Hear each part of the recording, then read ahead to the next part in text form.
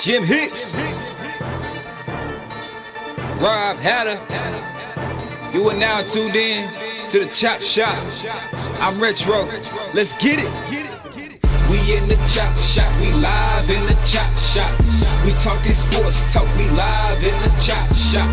We in the Chop Shop. I'm talking sports talk. So turn your dials up. It's live in the Chop Shop. We in the Chop Shop. We live in the Chop Shop. We talking sports talk. We live in the Chop Shop. We in the Chop Shop. I'm talking sports talk.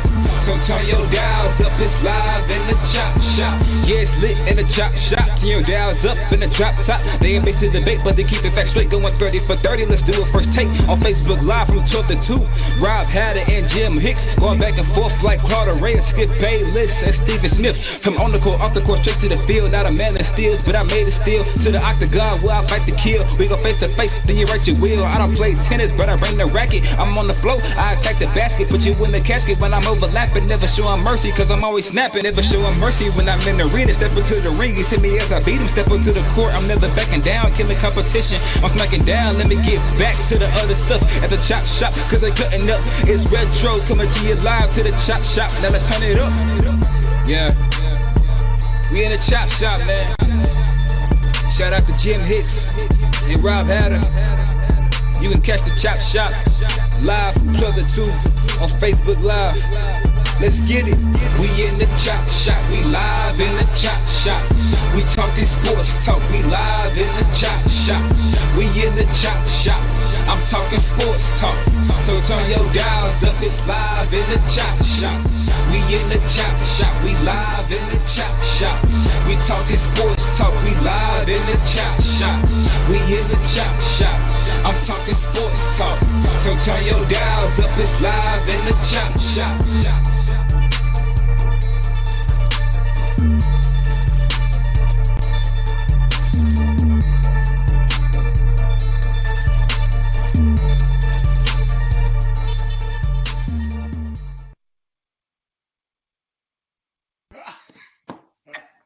H-Town, you know what time it is. It is time for the best 120 minutes of your day. You got yours truly, C-Dub. They also know him as the Hater. You see him laughing on the screen right now. He's the Mad Hatter. And Jim Hicks, you know he always got a brim on and keeping it slim. Well, I don't know if he got his run in today. But nevertheless, what's happening? It's Taco what, Hatter? Taco Tuesday! And we about to get it live. Sorry for being a little bit late. Hey, man, we got a bunch of things to talk about. Jimmy Hicks, I know he's got a slew of stuff going on. Hatter's going to be with us for a couple of minutes, and he got to get on that private jet. You know how he do it. But Hatter, I got to start with you. We got into a little fist fight, little verbal fist fight, because you don't want the players to get paid. Number two, Hatter, I got another question to ask you today. You pull my coattail like you always do, but I don't tell people on the air because you know I'm smarter than you on the air, but you take me to school off the air. Okay. What's going on with Antonio Brown? You said they being real quiet, Hatter. Why so quiet, Hatter? No, what I said was, have y'all noticed that not a peep has been out of Roger Goodell's office? Man, they must have, Jimmy, in his, because Jimmy is really, he's a part of the media. And he always have these conspiracy about the media. Okay. So I'm sitting there saying, Jimmy, how is it nothing? Not a peep. You don't even see a tweet, a picture. Maybe they took him through a private way up in New York. You have not seen nothing. I got a question, Hatter. Hatter, but I got a question for you. They usually get Mondays off. You know the NFL better than anybody. They usually get Mondays off, right? The question is, will he be at practice today? That may be a way we will know. Yes or no? No. I'm not worried about him yet. I'm just worried about, I know for a fact the young lady was up there meeting with Roger Goodell yesterday. And Right. I just don't understand why the press has not, TMZ hasn't said nothing. Think about this, y'all. Nobody, the New York press has not a peep out of this office. How does this happen, Jimmy? How did this happen? I mean, the meeting just happened yesterday. Come on, Howard. I mean, and so it takes time you have to have the meeting after the meeting. Think about it. Gotcha. So that means they'll come back this morning, the NFL, and I'm assuming, and have the meeting, which now they'll go and toss ideas and go from there on it. But no, they wasn't going to make a statement and jump No, to I it. didn't say a statement, Jimmy. I'm talking about you don't see her going in the building. You don't see her going out the building. You don't see TMZ. I'm talking about, I'm not talking about what's going. It is a little weird that we haven't heard anything. It's It's weird. kind of weird that we haven't heard anything. And you know when it's weird like that, I'm gonna tell you what's gonna happen, Hatter. You're gonna be mad at me. What is going on? It's gonna be a pump fake, Hatter. It's gonna be a pump fake. That boy gonna be playing on Sunday again. That boy gonna be playing on Sunday again. Listen, we talking about the Patriots. He got a little Donald Trump in him, that owner. I got a question. What if Roger Goodell said, look here, baby, I know he had to come. How much would it take to make this go away? And listen, I wouldn't, listen, but he got a fart in the doctor's face, though. Come on, Hatter. He got a fart in the doctor's face, man. Dude, you can He got a tell fart in that. the doctor's face, man. Say, hold on. That's a whole different. No, that ain't no whole I'm nother just nothing, saying. Jimmy. He got a No. like I was going at Hatter yesterday about the 2 million, and when I heard that, I'm done. Hatter, I'm with you right now. This dude got a mental issue. Hold on. Time And out. get what, Come and on. get done. what the doctor said, Jimmy. Get what the doctor said. When he found it, I heard a little juice too. No, stop. Hey, man, understand now. You say you with Hatter. Understand one thing. I left y'all on that boat weeks ago. Remember I said it right here on the Chop Shop. I'm done with him. I told y'all that. And you wanted to give benefit of the doubt. I was the first to jump out. And then you mess around, you out there way in the middle of the ocean. And The then fart, you hey man, jump out. the fart killed. But The Jimmy, fart guess killed what me. you I heard told the me fart. other I day? was done. Hold on, no. Jimmy said, but Robert, it's front page news. No, it's news. He news, Jimmy. But no, he's news. I'm saying about me being with sincere Oh, yeah, you done with and it. having, You done with it. I don't. Hey man, you deserve whatever you guess what? Because you technically, no matter what they do now, you've played for the Patriots, you've won a game, so to a certain degree, you've established a phase of redemption in the league. You've done that. 43-0 over Miami. You got the win, made your touchdown. You did that. Now, life is about to get real. However, the Patriots, Jimmy. understand, the Patriots, they dealt with extreme cases. Teflon Don owner, they man. had- They had a Teflon Don. Jimmy, They done I with got very something for you. extreme cases to a guy that killed somebody and killed himself. What about the Just a few owner? years ago. What about the owner in Tampa? Man, you gonna stay up Hey, off man, my the owner- friend. He got that Donald Trump. He got that Donald Trump treatment. What y'all talking about? The He owner got that just- Donald Trump treatment. He just a little hoochie. I got something for you. Somebody just Now- brought it to my attention, Jimmy, and I didn't, and neither one of you brilliant minds picked it up. Somebody said, but Robert, what if they're at a secret location? Mm. Thank you, Kevin Allen, for bringing that up. But Thank you listen, so though. much. But listen though, Hatter, come on, man. There's leaks everywhere. You put one, they call a finger in the dike. You already know you can't hide nothing from Josina Anderson and that weave. Hey, Come hey, on, Jim, man. What's Jim, wrong with Jim. y'all, man? Hey, Jim. Y'all lost y'all mind. That's Jim. a hell of a weave right there, boy. Hey, What? Jimmy. You can't hide nothing from her. Jimmy, I know you don't like him, right? You done with it. But Jimmy, did you have the advantage, or did you have the pleasure of reading those two text messages, look like text or email that he wrote? First of all, Central Michigan's English department needs to be smacked. Number one. Did you hear what he said? I jacked my thing off on your back, slept with you in the bed. If your knowledge be a B word, I've been an all-pro before I even knew you. You hit me online crying, B.I. girl. I mean, he just went on and on to my bust on your back. Then hold up. She said something key.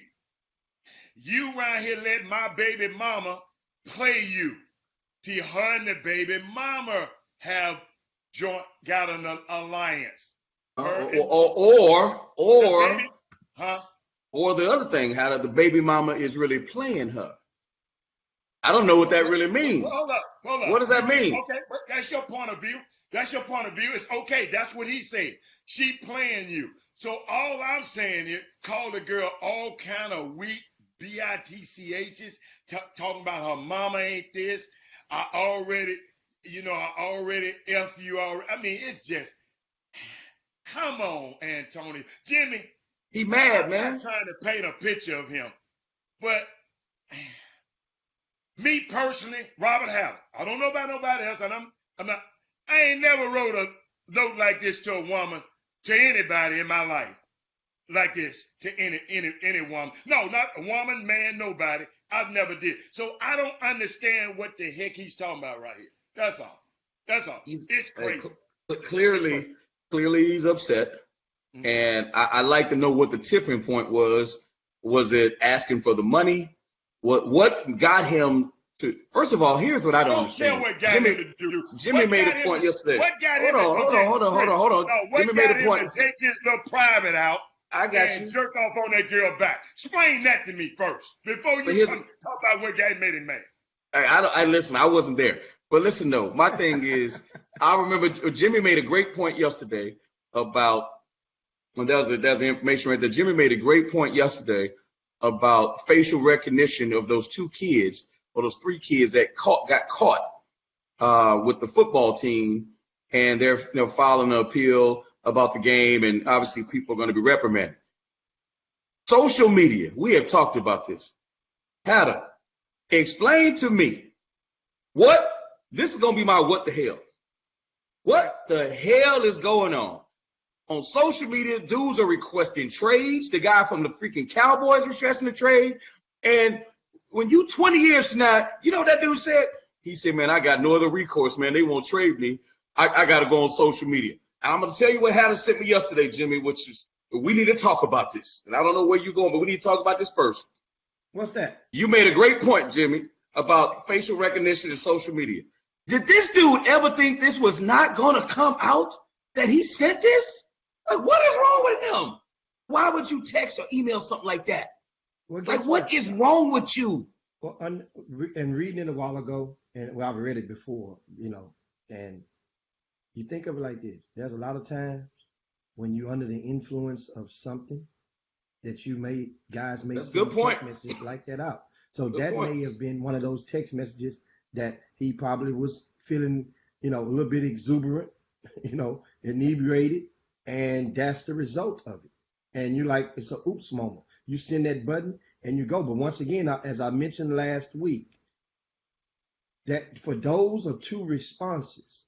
I would love to read the entire thread. What she said, the thread is them two. Because I understand. And this doesn't. Hey, Roger, Jimmy, Roger will. Well, Roger I mean, Goodell will.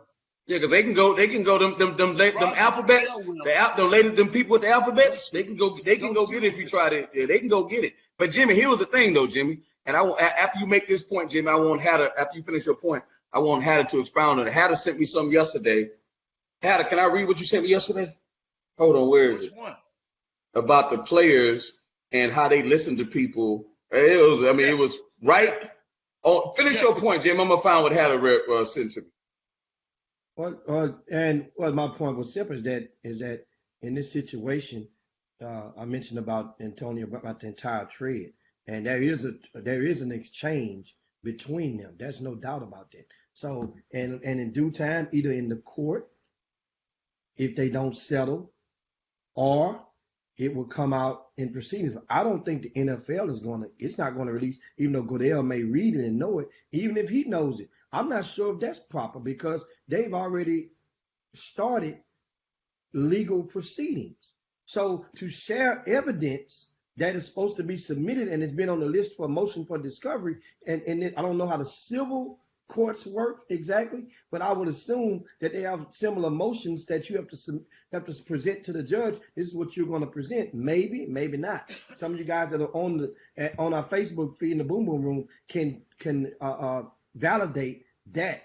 But I don't know if it's proper for them to be in the midst of a civil suit to go and share evidence, right? More evidence that hadn't been presented yet with the employer. I'm not sure of that. That's, guys, help me out with that. And of course, hey Chris, you can't Erskine is on right now. Erskine is one of our avid Chop Shop viewers. He's also in the legal field, and we call him an expert to various degrees. He said they haven't authenticated that he sent the text. The screenshot was a cut and paste of what the text supposedly says. As what I said now, I would love to see the entire thread between those two. We understand that, Erskine, but if that's what he said, that's what. See, all of us, Erskine, are working on hypotheticals right now. But me watching his actions, see, a wise man told me a long time ago, Erskine, you learn a man, you want to know about a man, look at his history. So I go back and look at the history of Antonio Brown. And guess what? It ain't good. What I saw on that thing is indicative of his history. That's why that's why I found this stuff so, it's just crazy to me. Did you find the information, Chris? Man, I don't know. Can you find it for me? Because I'm sitting there, Jimmy, this is a great conversation to have because, and I'll try to paraphrase it, based on Antonio Brown, based on these guys on social media. I said, Hatter, why do these dudes go on social media to plead their case when they're grown men with money? Hatter said, Chris, do you understand? What did you tell me, Hatter? I don't know why I can't find it. He says, Chris, these dudes, I want to say they're living in a dreamland, but you said like they listen to people around them that they should not be listening. What did you say, Hatter? First of all, it was crazy. I was like, wow. How it started, you said, how do we let guys do that? Okay? I was like, from the agent standpoint, why would that's right? Why would his agent? And I told you, Chris, we are contract advisors. We are advisors. So guess what? They got the option, Chris Walker, of taking the advice and not taking advice. Always remember, you can't make one of these grown men who go to an ATM and go to his push his balance, and that balance got 6 or 7 figures in it. It's hard, Chris Walker. I know it sounds so pie in the sky. It is hard. All you can do is hope they take your advice so you can get to the next contract, so you can pay them. And I told you, so you can get paid. I even told you, you got guys out here that you can do their contract for them, Jim Hicks, and get them paid, and they bragging about it on social media how much they paid. But you send them an invoice, okay? They act like you stole something. 15 days, Jimmy, to reply to that invoice with a payment. Jimmy, sometime months and months and months and months pass by without you getting your payment. These same guys, you're going to see them in the strip club. They want to buy a Rolls Royce. They want to buy a Wraith like that Deshaun Watson said the other day. But they don't really take your advice. So Hatter, didn't you tell me that it's a tax write-off to pay your agent? Of course it is. It is a tax advantage when you pay your agent fee for you. But guess what? It's still money coming out of their pocket. They still got to write that physical check. And sometimes they just don't want to write that physical check. They'll and give it. And guess what my recourse is? Is to sue them. If I sue them for this money, Guess what? Oh, yeah. It's going to be all over the Players Association website saying we sue our client. So guess what? The next time we go and try to find a new client, oh, they Not sue gonna their happen. clients. So Right. this is the world. I hate to pull this curtain back for you to see it. And not all players, just not blanketed, but we have a lot, because I've been blessed to have some of the greatest guys on this planet as young men we represented. I'm not talking about all players, but we got guys that, and hold up, we got agents out here that just want to be these guys' friends, Chris Walker. They not helping. Hey, Chris, Hatter, I found the thread, Hatter. Found the Okay. thread. Okay. I'm gonna read it real quick. So it started up with defensive end Charlton. I forget his first name because he a scrub for the Cowboys. Wants to be released, Taco Jimmy, Charlton.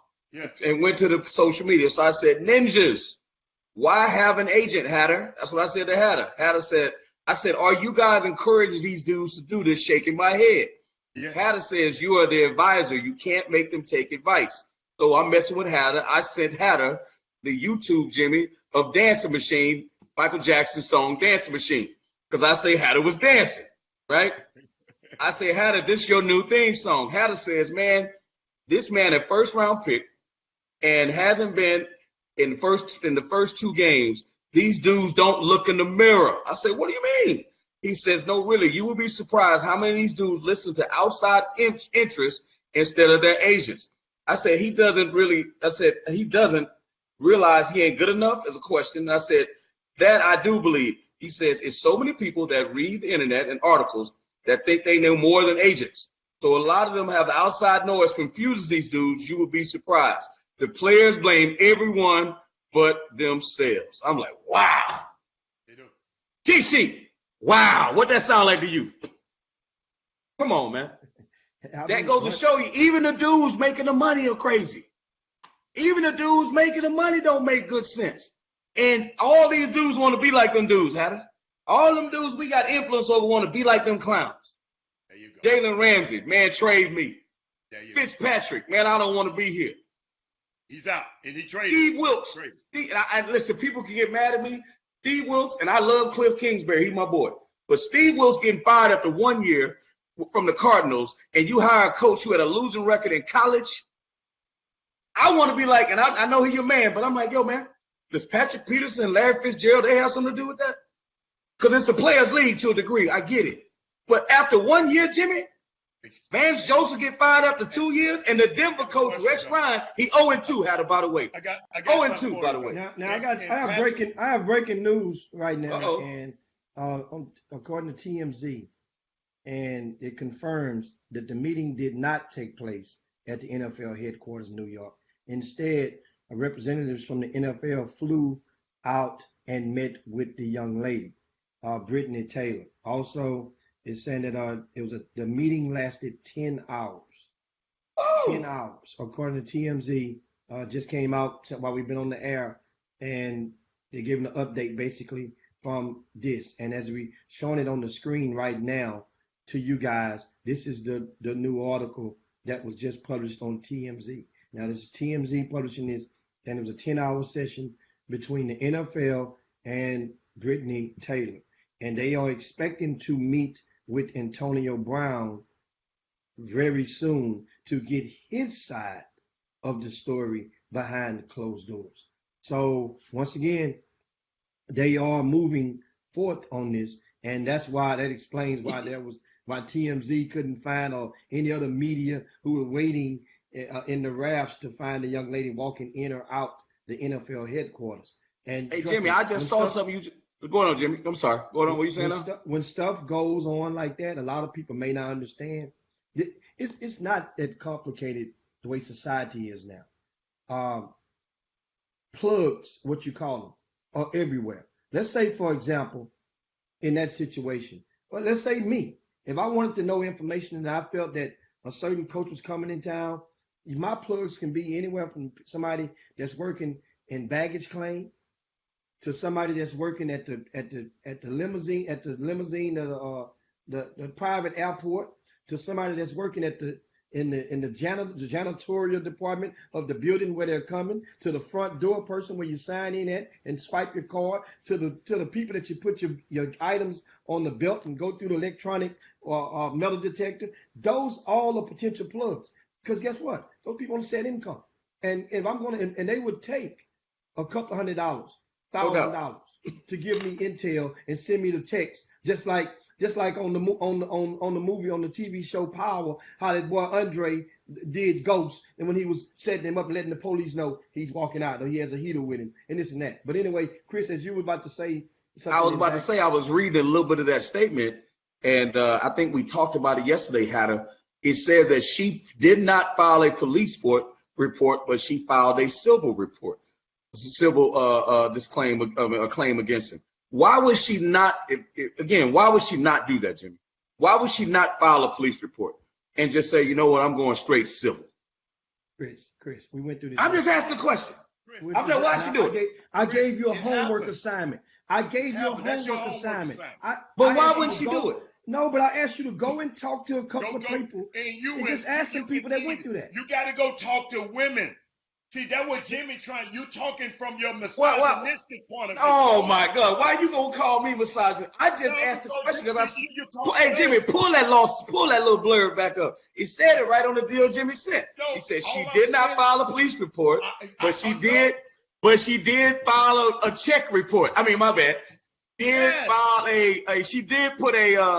not file a, but she did file. She put a 1099 in. Oh my bad. She did file a check request. Chris, you want it? Chris, what did she say? Antonio, I might not want to put you in jail, but you got to pay for doing this shit. Excuse my language. So Jimmy, she didn't file a police report. She filed a check request. What I said, you're so good to run it your mouth. God gave us one mouth and two ears. So listen, he wants us to listen more. Okay, I'm gonna listen. He gave you a reason. He didn't give us but one mouth. Okay. You know what? He's God. He could have gave us two mouths. I hope you know. Okay. That. So all I want you to listen is. You sound like a preacher right now, but keep going. Antonio, I am, because you know they've been going back and forth. I no am doubt. not gonna go to the on you right now. So, but your ass got to pay for something. So here, $2 million, we can make it go away. Only $2 million. He done lost more than $2 million already. So with his, don't say it. Don't say it. Don't say it. Listen to me. I can't imagine Drew Rosenhaus and his lawyers telling him, Antonio, I know they told him, especially Drew Rosenhaus, because this affects his bottom line. Pay her the money, man. Pay her the money. You don't want this to come out because it's affecting our bottom line. We already dumb enough to leave $30 million on the table to go pick up $9 million that we might, still lose. If they suspend him today, he don't even get the 9. Guaranteed that was because it was supposed to come to him in 2 weeks. Yo, I know these guys are advising this guy better than this. But Hatter, you made a great point the other day, though, Hatter.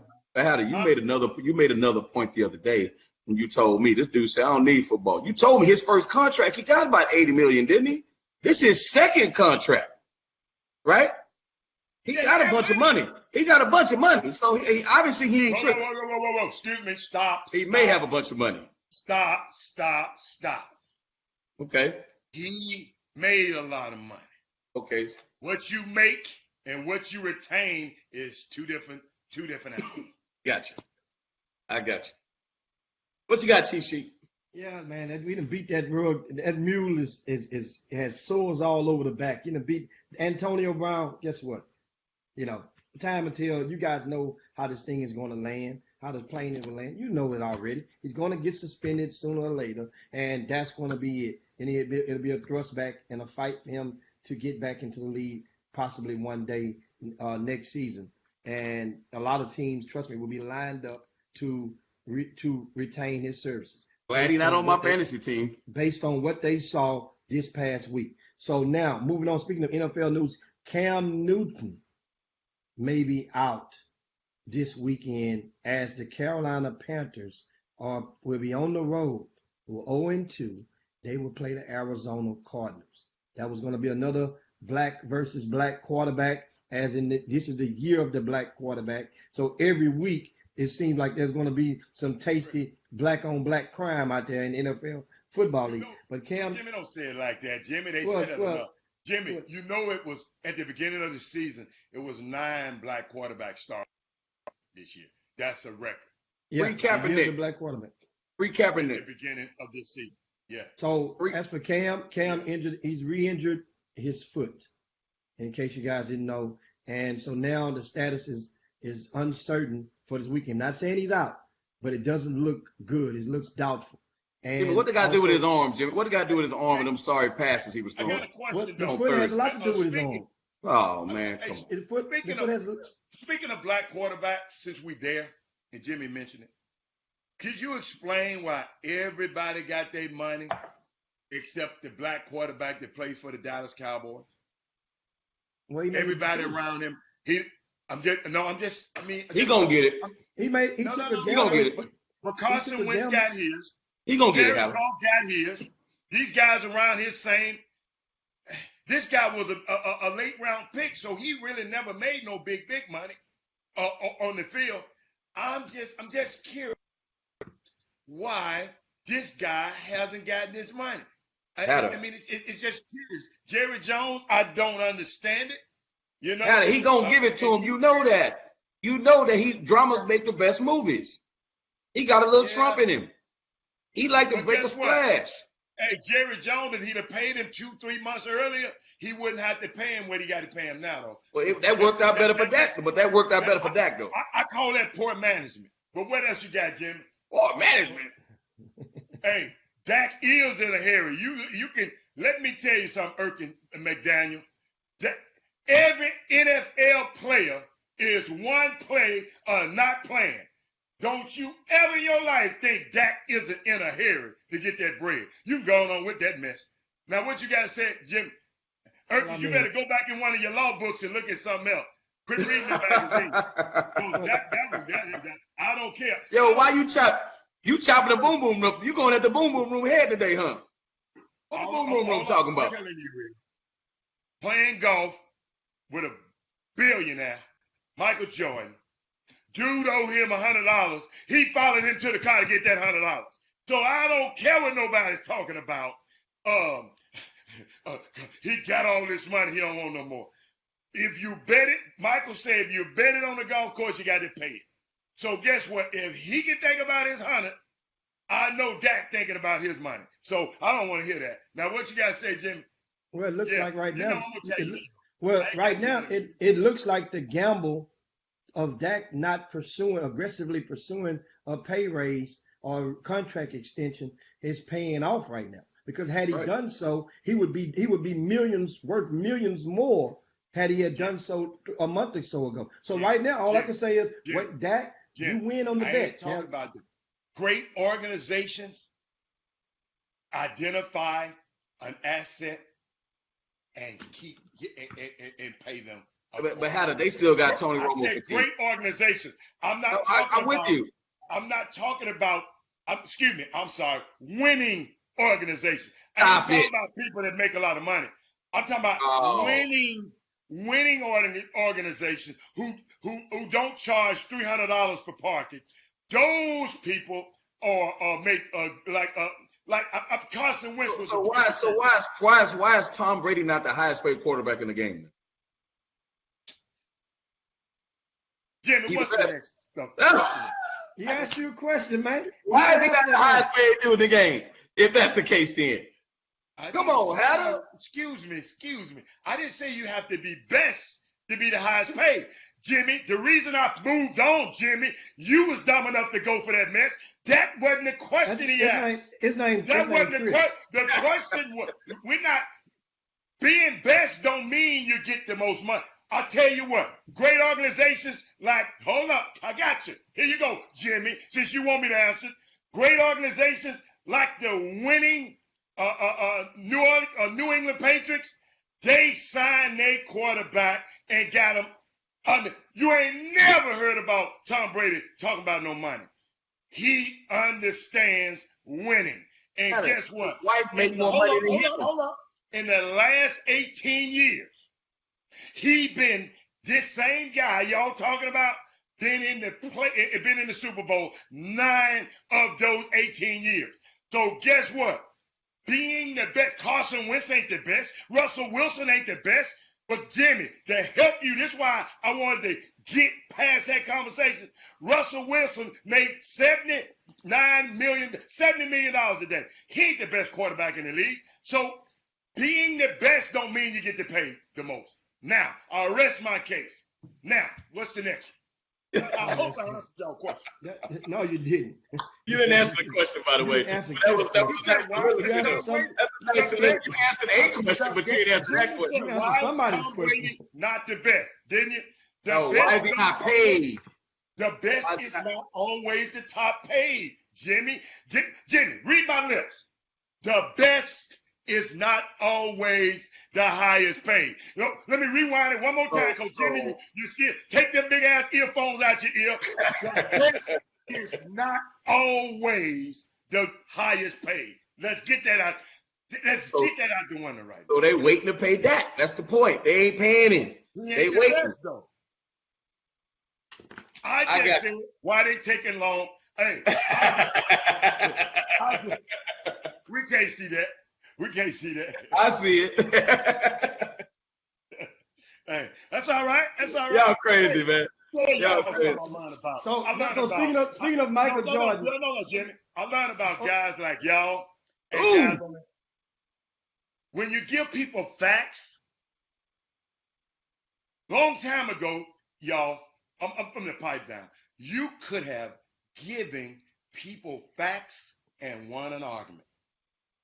These days right here, you can give people facts and they still gonna come with their opinion and their affirmation. So facts, dude, that's all I was giving you was facts. And you turn around and say, you want to put a sign up for a guy that gave you facts. So if you want to hear a lie, ask Chris. If you want to hear the truth, ask me. Now you can move on to the next one. Now you can move on. Well, that's crazy. I had to tell you. Tell me this. Let it go, man. Let it go. Talk about Michael Jordan and tequila, man, in the drink. Because he probably got something. I like that. I mean, that's what I was trying to talk about. I'm amazed that it's like we got somebody, every time they want to move on, then it's time to move on. So we're trying to move on a while ago, they ain't the good time to move on. Just keep the same energy. That's all I tell you. I pay attention. Like I tell you all the time. Pay attention. Jim, it's sometimes business. It's not personal. Jim, it's business. No, but still, every time you ready to move on, every time you ready to move on, let's go to the boom boom room. Let's go to the boom boom room, man. What's the boom boom room? Every time, just keep the same energy. That's all. A lot of people don't like keeping the same energy. Thank you, Melvin Dews. Hey, thank you, Melvin Dews. What Melvin Dews say? Thank you. Because he always chopping your head off, so he on your side. Right. He's chopping Jimmy's head off right now. What'd he say? He's chopping Jimmy. All he said was Mike Conley and Wall were the highest paid NBA players. It's just about timing. That's not the markets are set. And once again, you still talking about the same topic. The markets are set. When whoever, if a guy is not the best, if the guy is not the best and he gets the most, then that resets the market. That's all. That's economics 101. Can y'all see that? I can't see it. Timing. That's what the guy just said. It's not necessarily timing. But and so that way golf was playing the best, so he got the most. So then now it's the market got reset again, and then Russell Wilson got more. The market got reset again, so it gets reset. So what I'm saying, Dak is going to come out like a watch. At the end of this day, if he stays healthy, it's going to come out like a genius. But he took a gamble that not many would be willing to do. Not many would be willing to take. Because those are the Cowboys. Let me tell you something. Those are the Dallas Cowboys. And they're 2-0 right now for like the first time in a few years, right? Right, Chris? That's your team. I'm happy. Hey, all I know is I'm happy. So understand this. It doesn't take but a succession of a few weeks, and you guys can turn completely on that. If something goes sour in the W's turns in the L's. So guess what? He's taking the gamble. He's winning right now. But anyway, speaking of Michael Jordan, and he has entered the news, of course, it gracefully again. Last week, he sold a portion of his ownership with the Charlotte Hornets. And now he's teamed up with four other owners. Hatter, you dressing Michael Jordan with that turtleneck, Hatter? Lord have mercy. That's some of Jimmy type stuff right there.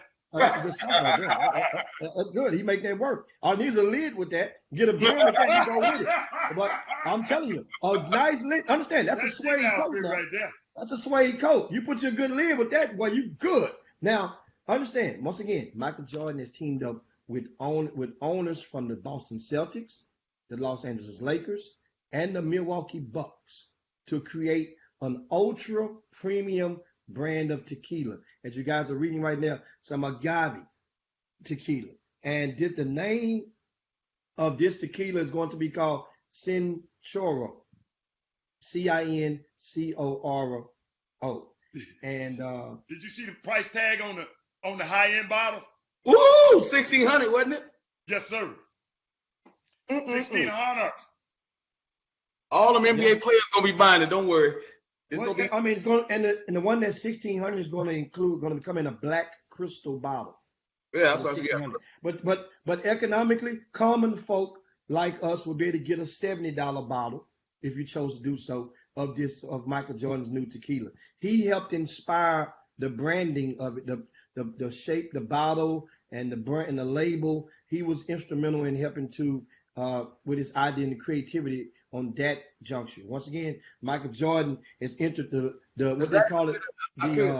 Is that considered black owned? Is that considered black owned? I'm just curious. Is that considered black owned? Well, I'm gonna buy Charles Woodson wine. Is that considered black owned? But that's different. That's different. That's 100% black owned. But it's all right to have partners, as long as you. I just asked. I'm just asking the question. You're a managing partner. Is it considered BO? Come on, Mike. And there's the bottles. One of them guys on there, right? Come on, man. You know, no, I'm talking about Grossbeck. That's the guy that owns the Celtics, yeah. I'm gonna tell you why I said that about him, right? That's the guy who owns the house in Martha's Vineyard that Barack Obama just bought for about $14 million. Yeah. That guy. You see old Jeannie Buss, up in there. She getting a part of it as well. So Michael is definitely clean off. Sleek looking bottle. It looks, but you guys got to admit this bottle looks a little sleek for some tequila. I like the optics too. I like the optics because it fits right in the hand. I mean, it's not heavy. Most tequila bottles are short. Man, tell Mike to call us. Stop giving out free advertising. No, I'm not drinking Jimmy. Free advertising. I'm talking about those common folks. Common folks who ain't gonna buy now unless baby wants some. Mm-hmm. And we gotta watch Mike and Jeannie Buss. You know how to clean off. Let's go next subject. he say, well, that's wrong. Well, Oakley somewhere in the picture somewhere. You can best believe. Let's make sure we watch that. Hold up, man. Did y'all see? I don't mean to hold you off, Jimmy. Hold that thought, Jimmy. Did y'all see the Rodman thing? Did y'all read what Rodman said? He was in Houston. He was in Houston yesterday. Did you see what he said about Lamar Hunt's daughter? Bought him a 727 after the. I'm like, excuse me. My question No, Jimmy. My question with that she bought it or not. Where is it at now? That would be my question. I don't care where is that jet now? Well, you know how you can buy somebody. That's I'm thinking he probably meant, you can buy somebody some time, some hours on a jet, and I'm thinking that's probably what he meant, about, he bought him a jet. I'm thinking he probably bought him. Back then, they weren't doing hours. Him a whole jet. They weren't doing hours back then. They weren't doing Beyonce bought. Huh? Beyonce bought her husband a jet. Sure did. You would have known. You would have known about G5. I'm thinking, and of course, Dennis Rodman says that particular night he lost $250,000 gambling and he met her that night. While he was losing, so he was impressing her losing, and they went Impressing her. and spent. Then she met him that night while he was gambling. I don't believe that. Oh, Jimmy, I don't And believe he said they went to the strip club. He said he blew about 50 more thousand at the strip club, and they had so much fun. Next thing you know, she bought him a 7. Can I ask you a question, guys? Can I ask you a question? I don't believe And Hatter might know this because Hatter, one of his homeboys loves strip clubs. But how do you spend $50,000 at a strip club? that. Easy. Tell me how. How do you spend $50,000? I go to the boom boom room and somebody tell me in the boom boom room how you spend $50,000 at a strip club. Chris, easy. That's all I'm gonna tell you, Chris. First of all, Chris, according to how many people you bring with you, bottles gonna come with that too, Chris. 50 grand? Remember, bottles gonna, dude. Then the rest you getting you got. Come on, Chris. 50,000. Yes. Give me something from the boom boom room, man. Give me something from the boom boom room, man. I'm sorry, man. Wait a minute. If you ain't never been in there, then you just said, well, you can imagine you doing it. But it's easy, Chris. Chris, all you got to do is go to Atlanta with me 1 week, and you'll see how easy it is. I'll be there to Final Four. Okay. We're supposed to be doing something. Chris, you know what? We'll talk. Hey, man. Hold up. Stop. Exactly. Just pay attention. Pay attention. You're gonna mess the whole deal off that we had in place months ago. Pay attention. And Sandra is on the Facebook on the Boomer Room. She said she know one person who can't tell you how you can win 50,000. Oh my God. Jimmy, you want to be excused for a minute? Hey, you can be excused for a minute. You might be You know what, He got real quiet when that subject came out. That's kind of funny. He's a smart man. Happy wife, a happy life. Boy, you going on with that? Hey, 50,000. Hey, and of course, guys, that's crazy. Well, Chris, we go in the mailbag. How before you get up out of here, we got to go in that mailbag. We got a couple of topics on the amateur sector to bring up. Now, meanwhile, I want to remind you guys the Houston Astros are back in action tonight. They will host the Texas Rangers. And if you hadn't noticed, the Astros are tied with the best record in Major League Baseball. As it stands right now, once again, the Astros, the best record in Major League Baseball, along with the Yankees, and it's a great thing. Verlander is on the mound tonight, and that's going to be good. If you hadn't watched or went out to see one of the Astros games yet, then this is a great time to do so. Take one of your youngsters or somebody in the family, go check out the Astros. It is definitely they're worth the ticket. Once again, the night's first pitch will be about 7:10 Central Time, and the Astros in their pennant chase. Carlos Carrera is expected to return to the lineup as well this season. Once again, I just can't say enough. The Minute Maid Park, a great ambiance to watch baseball. And speaking of baseball, Jimmy, explain this this magic number is 4 to the people. But I saw the magic number is 4, meaning that of all of the games that are left in the remaining roughly 2 weeks of the season, any combination of an Astros win or the A's loss. The Oakland A's are in second place.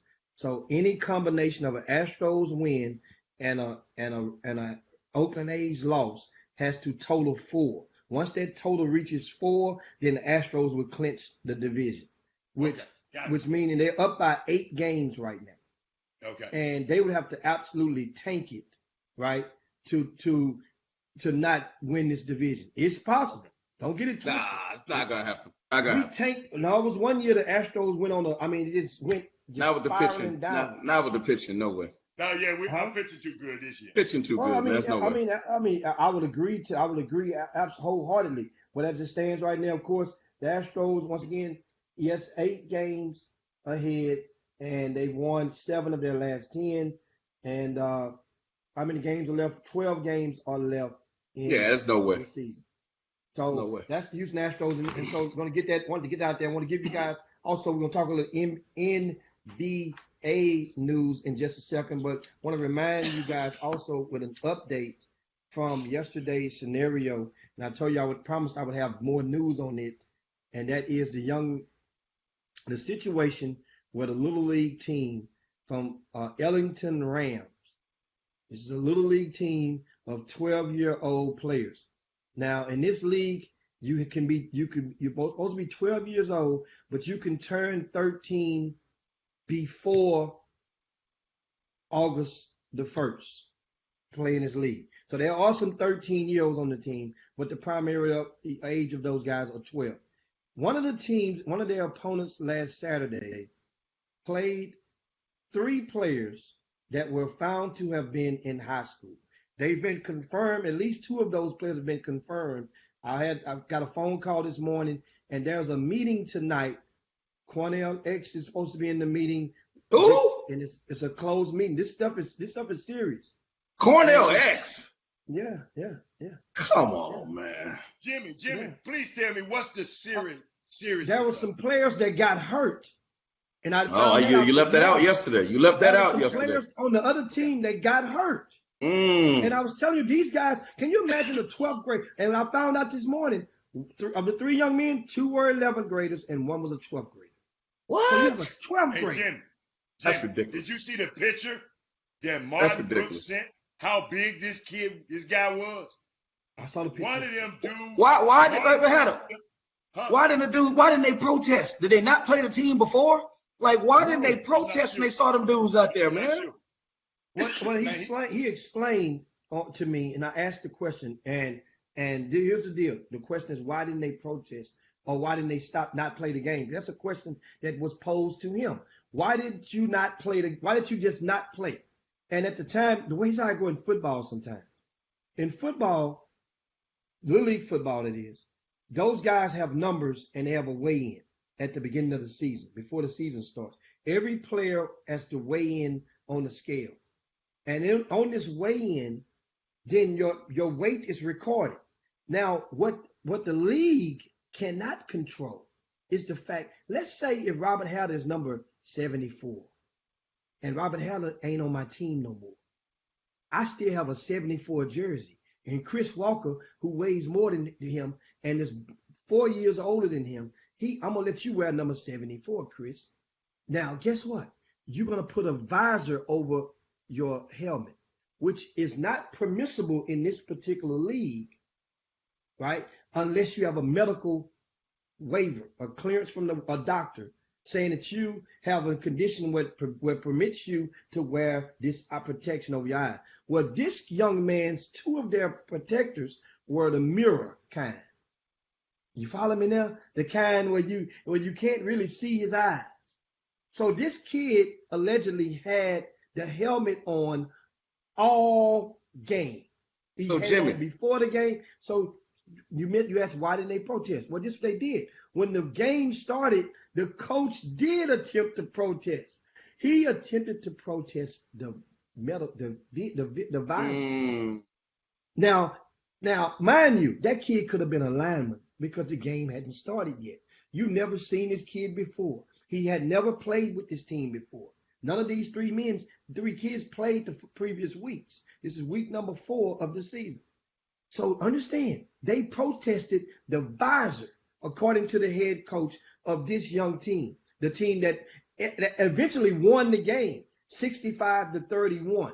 But still, now as the game progressed, Chris, guess what happens?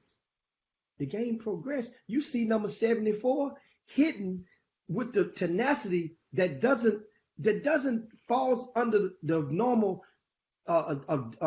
the lack of aggression of a 12-year-old. He was hitting a little bit harder, a lot harder. He was moving on the field and talking, and the voice when you're hollering was a lot more. So now questions became, and the coach went to the middle of the field, and that's when he voiced complaints to the referee. Hey, man, this guy is not 12 years old, which the thing of the league is if the kid is indeed checked out and found to have been the same kid, the referee allegedly told the coach, we've already checked. His kid has a medical clearance for those goggles. He's legal. Coach, get back to the other side of the field. Leave me the hell alone. Let me umpire this game. That's so did they really, they really check? They really check? No. So my thing is now the referee, the head umpire of that game, he should be rolled up into this cigar and smoked as well. His ass should not be allowed to officiate in that league, the Bay Area Football League, baffled, ever again. Because now what happens is, here's what happened. One of the concerns was after one of the coaches and parents would holler, because you know how a kid make a lick and those little league shoulder pads aren't the shoulder, they make noises, they crack. And it's like, woo. So little kids were getting up, and one coach confessed to me this morning when I spoke with him that his son had came into the game, and the kid was mulling not going back on the field. You know, you're a grown up, man. Tough it up. You telling your son, tough it up, man. Get out there. That ain't nothing. A little hit. You ain't scared of him. Not knowing this guy that's hitting your son is 17 years old. Yeah, that's ridiculous. That's ridiculous. Utterly ridiculous. And so now the meeting will be tonight, and we're going to get more intel and have more details. So what are they going to do? Just tell them they can't be on the team, or the coach can't coach no more? And my thing is that maybe they need to get a system like summer basketball with face recognition. You know, that make them check in when they go play. You got to check, summer basketball, you got to check in when you go play. Maybe they don't do that in football. Maybe that's something they need to adapt. Maybe that's something they need to adapt. If I was the other team, I'd make sure they get it. If they're switching players. The thing is the helmet part, and that's the doesn't matter. If number 74 is number 74. And so if he's a different player, we got to get some different specifications. I mean, they got to tighten their clerical piece up so that doesn't happen, but that doesn't excuse those guys from doing that. And dare I say this, can they file some type of charges against them, Jimmy? Well, I mean, is that one of the things that they can do? That's one of the things that's a possibility. Assault? It depends Assault? it depends on the meeting tonight. If there's no compassion and from the coach and if he doesn't accept responsibility, and if he the right way and just try to step out, bow out gracefully, apologize for his action and atone for what he has enabled to happen, to transpire on the football field, then I would definitely expect that criminal charges could possibly come forward. Well, they would be idiotic if they allowed it to get to that.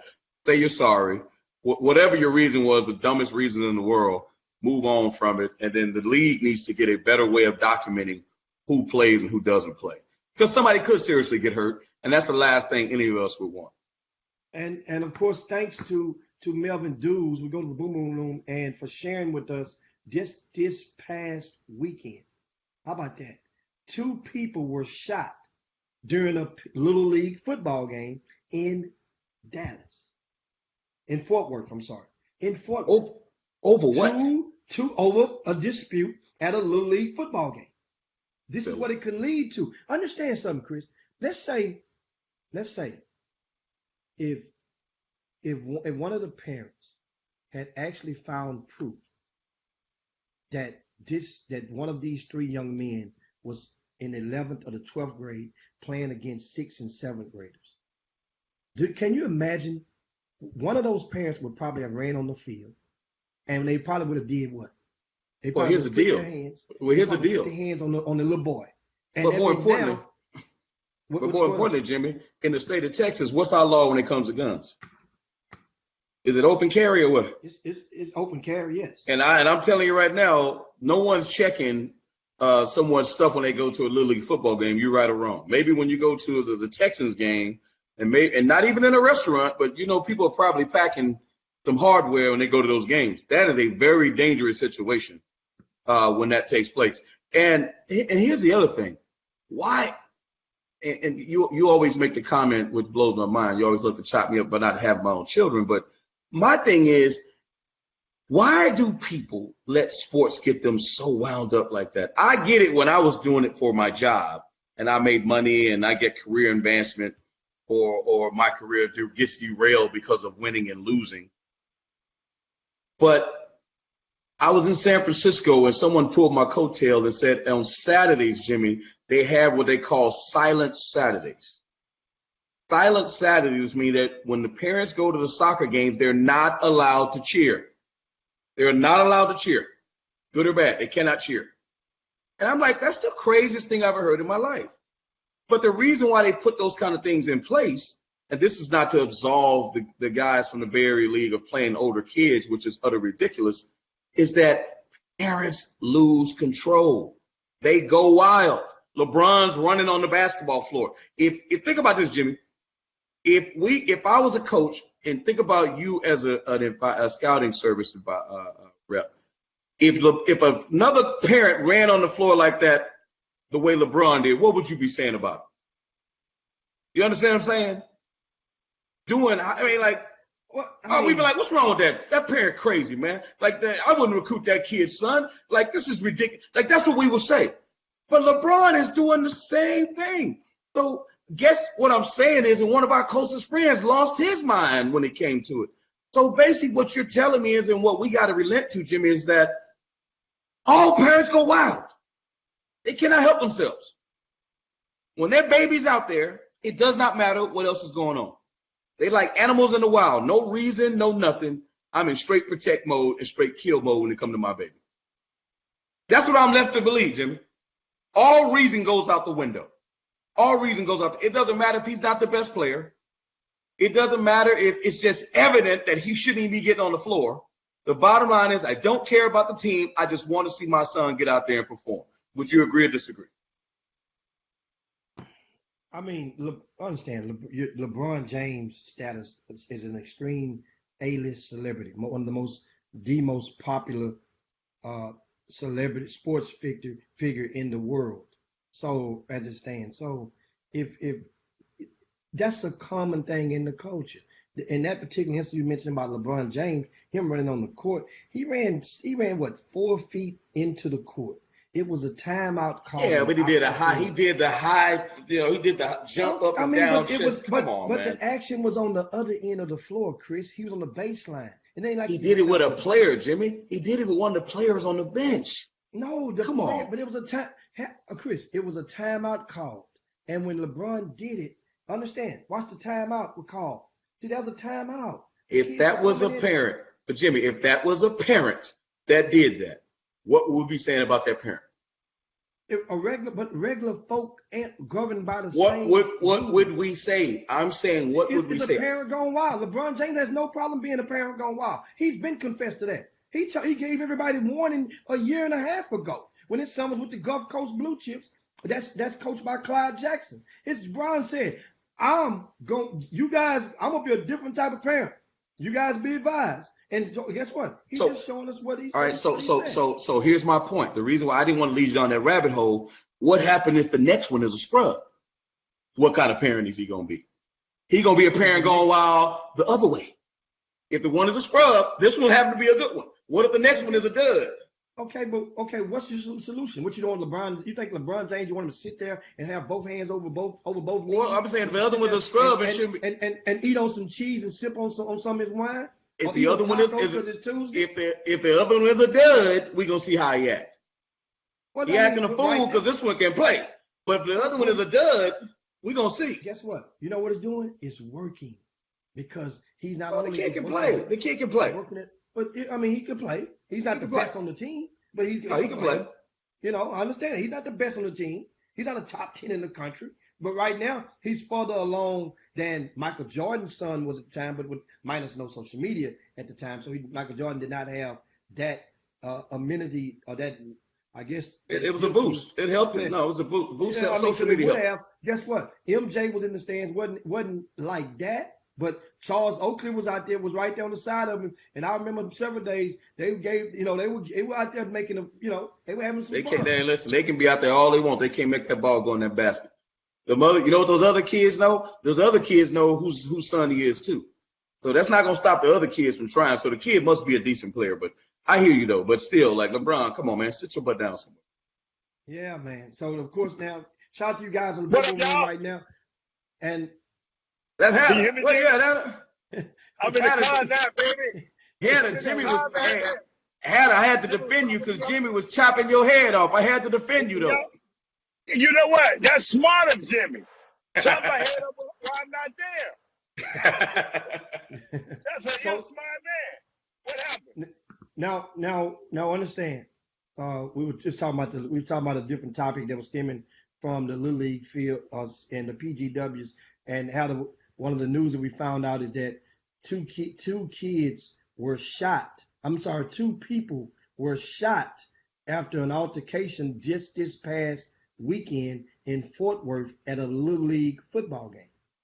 You know, and according to the story, thanks to Melvin Dews helped us out and posted the link. The mom, allegedly, the mom and another parent got into it with a coach, and the mom didn't take it well, and she called her son, and her son came up there and popped the trunk and let it go.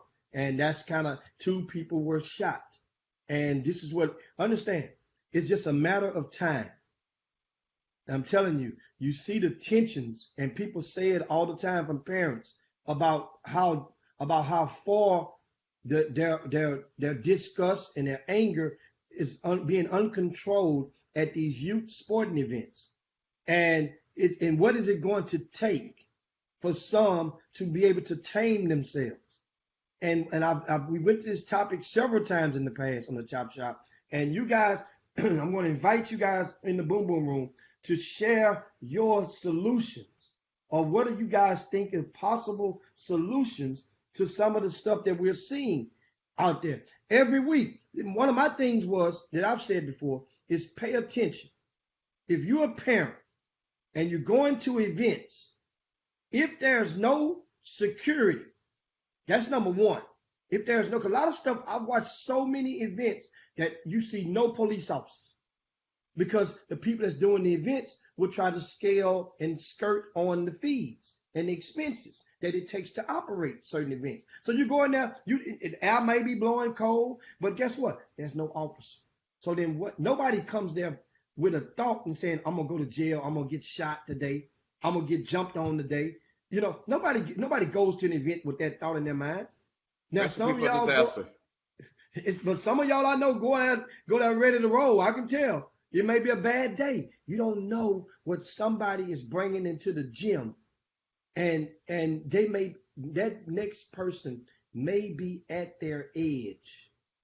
Bad day That's at work, the thing. relationship problems. You know, somebody could have died.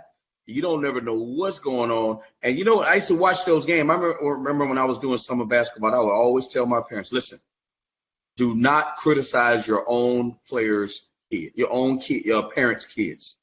Don't do that. Do not. I don't care if you got to bite your tongue. Do not, because the other team is definitely going to do it. And we all know in summer basketball, the refs are absolutely horrible most times. They just get a little summer check. And what you don't want to happen is, everybody piles on the refs. And then when the parents start going at it, you know, the thing that used to drive me crazy, Jimmy, is when the kids start going, they all start getting up going, yeah, and start clapping. They start going like, yeah, and I'm like, oh my God, please stop doing that. Do not do that. And they start getting on the floor, because it's really not like high school, you know what I mean? And you let a little stuff go. And then those parents start getting into it, especially if a team from Dallas come to Houston and you playing in one of those events. You feel what I'm saying? And for some reason, and I don't know if Hatter pointed this out to me once, I don't understand what the problem is between Houston and Dallas, Hatter. Why these N-words I don't know. in Houston and Dallas can't get along? You would think they from St. Louis or Memphis, the way Houston and Dallas dudes get along with each other. Somebody explain that to me. How do you can go on? Explain that, how. Okay, I'm not, because I'm not from my perch. It's just I think it's generationally, you know, because somebody even explained to me that even in the penal system, in the prison system, the people get this guy. So it's just, it's just permeated into society. So, I'm not familiar with it because I happen to know guys in both cities, and I'm being an outsider. And they virtually. I mean, I like guys in both cities, so I don't understand it. Maybe it's hereditary. My mama didn't like Dallas. I don't like Dallas. My mama didn't like Houston. I'm not sure. I mean, that's something I think better. It's strange to me, but I just hope y'all can. Y'all can shed some light on me about it, because I mean, I talked to certain people in Houston, and they just they the one told me, Robert, it's deep rooted, and especially in the basketball community, all of us want the same exact, but our kids to go to college and make something out of themselves. But it gets so, somebody was saying last night, what's her name, Cynthia Guillory, on her show. I happened to watch her show last night, and she was just talking about the of people in power and in the grassroots space. So maybe it's ego. Ego to me is easing God out. So I don't know. There you go, Hatter. There you go. Going to the book on us. Going to the pulpit on us. I like that though. I might steal that. I like that. Don't tell me what preacher said it, because I got to footnote him. So don't tell me. You know what? I'm getting tired of you and Jimmy. Every time I say something, now I have to put what Robert Hatter said this one. Jimmy gonna check me one time. So from now on, Jimmy, I'm gonna, I think that's just something that I've always heard, and I don't know who I heard it from, but it made so much sense. So that's all. So Jimmy, what do you think, Jimmy? Is it the Dallas Cowboys, Houston Oilers? Like, what is the problem between Houston and Dallas? Understand, Houston and Dallas. I mean, for people that don't, and you really, because in your adult life, you didn't live in Houston or Dallas a whole lot as an adult, because you were coaching in the college ranks. So there's a different dynamic. Rivalries are rivalries. And when you grew up, you went to Kirby Middle School. They had an arch rival, which was, once they got to high school, that was Kirby fed into Smiley, right? And Smiley's arch rival was Forrest Brook. Cashmere had an arch rival, which was Wheatley. Right. Gates had an arch rival. I mean, every arch rivals. That's in a competitive nature. But then what happens over the period of time, the competitive nature spilled over into turf. And as Hatter mentioned earlier, this is one of the things that I think I explained to him before. A lot of people may not understand. When in the penal system in Texas, not just Texas, but in various states, there's going to be beef. Two cities. If you get a Houston guy and a Dallas guy, or a group of them in the same in the same cell or in the same tank, then guess what? When it comes down for rooting for their team, there's eventually one of those guys is going to root a little bit below the belt. And it's going to remind the other guys, wait a minute, you know what? I don't really like them Dallas guys. I don't really like them Houston guys. Or there may be a situation where you've been the numbers were against you, and you got into it with those guys, and so now you're going to come out hating them, and it spills over because you're going to breed that. People breed what they believe in. There are people out there that really can't. I'm telling you, that really can't stand people from Houston that live in Dallas. Right. I'm serious. It has nothing to do with sports. And there are some people from Houston that really can't stand guys from Dallas. It has nothing to do with sports. They feel, and put it like this: it's a degree of prejudiceness that you may have towards certain people, and you say, I don't like that person because of this. Well, that's the reason you fill the blanks, and you can substitute as far as some people in Houston and versus Dallas. And the thing is, if you can rise above, it's really a degree of ignorance. That's what it really is. The competitive nature, cool. But when you try to go and spread it beyond the competitive, beyond after the clock hits zeros, and you keep trying to spread that, now you're operating under different tents, because now you're trying to recruit people to be against some people, and they have nothing to do with a rival. Like Haller just said a while ago, some people just good. Some people good people. They're good people in Dallas. They're I good love people. Dallas. Now the thing Dallas is, they great want to, town. and then they go, well, our this is better than this, but that's all competitive spirit. I And I love understand this, Uptown. Hey, Chris. but once Chris, you go to Jimmy, say, once you go to say, could it be, Jimmy, could it be a go on. form of city tribalism? This our tribe and this their tribe? Could it have some resemblance of tribalism? This is Dallas against the world. It's Houston against the world. Because I know the New Orleans people. It's New Orleans. Oh, it's against something the else. world. So could it But be? I honestly, Could it be a little of that? Hannah, I honestly believe, and y'all gonna laugh at me. I honestly believe people hate the Dallas Cowboys that much, and the people in Dallas are so arrogant that they have just made the people from Houston hate the hell out of them. I honestly believe that because somebody once told me, if you go to the penal system, everybody in jail is a Cowboy fan. And I'm just telling you, I honestly believe, and it's gonna sound crazy, that people hate the Cowboys so much, and the Cowboys people are so arrogant that they just refuse. Like my brother refuses. I don't care if Dak hung the moon and changed the civil rights code and make sure everybody can vote. They still would not cheer for the Dallas Cowboys. That's how much they hate dudes from Dallas. I know I felt it when I coached summer basketball. All I told my dudes, hey man, there's only 2 cities in the state. We got to tear their head clean off. And that's how you feel. That's how you feel. Jimmy, what the Boom Boom Room say?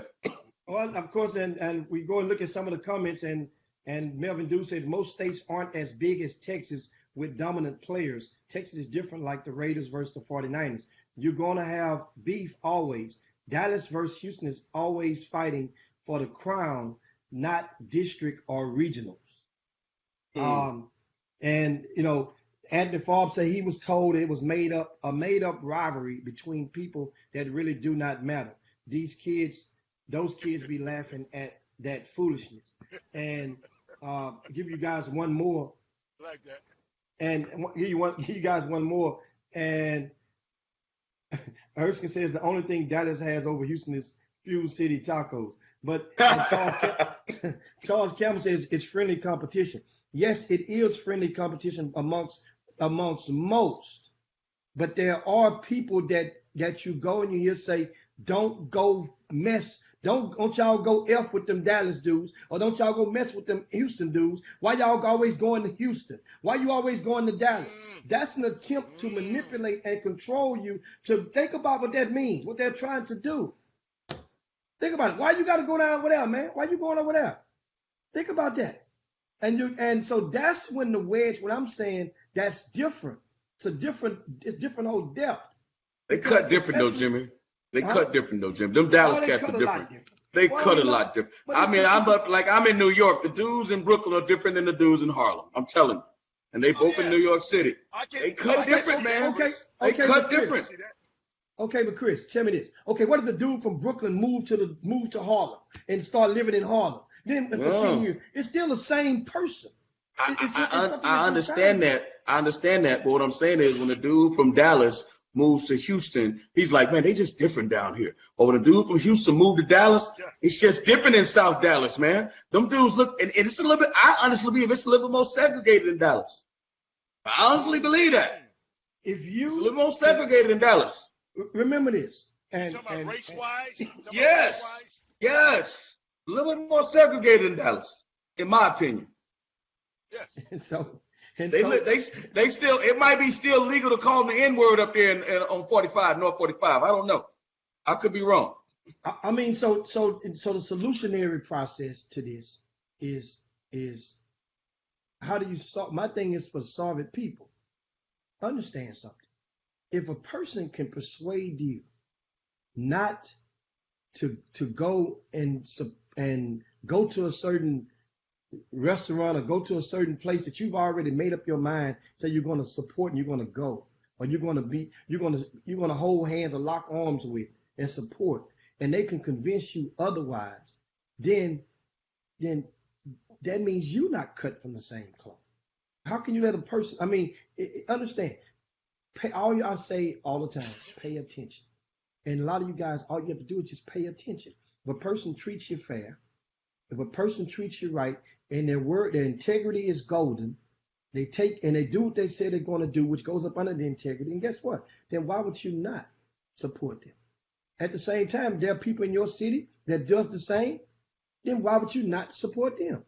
But the thing is, why would people go and try to segregate and keep in a rift, and in the same breath, 2 months later, you want all the Houston teams to go to Dallas to support Dallas events? I've never, ever told any team to don't go to a Dallas event. Ever. And that's the thing, but at the same time, cut from a different cloth. As you mentioned, Chris, everybody's not cut from the same cloth. That's the thing. Once again, I repeat, I've never tried to encourage a team from going to Dallas, especially if we're going to an event that's going to benefit them. Never. Now, I might pose you and say, well, look, you be accountable for your decisions. If you're going to go and travel, then guess what? The guy that you're going to play with at this event, then understand, when it comes time for exposure, if you're not getting it 2 months from now, he might give you a couple of tweets. But if you're not getting that needed exposure 2 months from now, then just remember, it may have been created from your decision to say, I'm going over here. Those are decisions that you make. Now, that don't mean don't go. Go. But the thing is, we got to get better and understanding collectively between Houston and Dallas. There are no two cities in one state in the 48 United States combined, not counting Alaska and Hawaii. In the 48 states, there are no two cities in no other state that has more talent year to year than those two combined. Think about it. Think about it. More people. We got more people. Jimmy, I got something for you. Just me being an outsider and just listen, not necessarily outsider, because I live in Houston, but I'm sit back listening to you, and I've listened to other people. I listened to Cynthia's show last night. I think there are some critical conversations that need to be had amongst the people and the powers that be. You know, in the critical, a lot of people don't like to have critical conversations. They don't like to have these kind of conversations. And I think we should find out what are these people's fears, or what are the biggest differences, and then let's examine those fears and those differences, and then move to a solution. See, we know it's something. It might be, we never know. It might be some, not fear like scared, but it might be some fears of some kind of deep, dark fears inside of them, or some differences in both cities. And we just got to examine those and have these critical conversations so that we can, like I said, can examine and move forward. Until that happened, you know, nothing. But Hatter, it just won't. Hatter, didn't you tell me? Then we're not gonna say the guy's name, but wasn't there someone who was trying to rebel rouse and get people not to listen to the Chop Shop in Dallas? Wasn't there a movement? You know, instead of us being the Chop Shop, instead of us being the Chop Shops of Houston guys, we're the #1 urban sports talk show. We're not the #1 Houston sports talk show. And the last time I checked, there's not a talk show in Dallas. So why not embrace us, put us up on the perch so we can represent the state and represent Texans as opposed to going against us, right or wrong?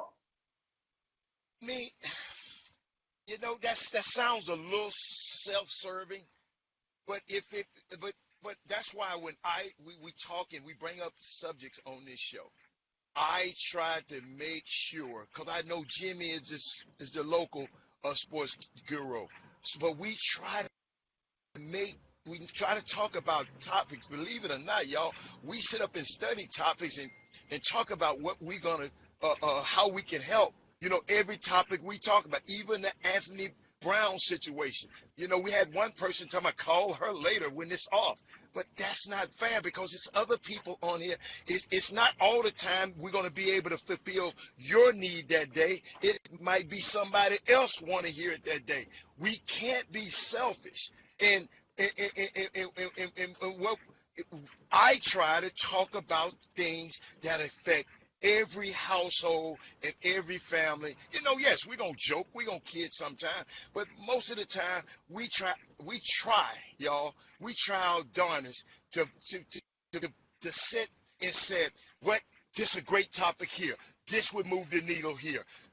Y'all don't understand the critical conversations us three have on the phone away from the chop shop so we can make this better. So Chris, you know, if Dallas people don't want to listen, this is not a Houston-centric show.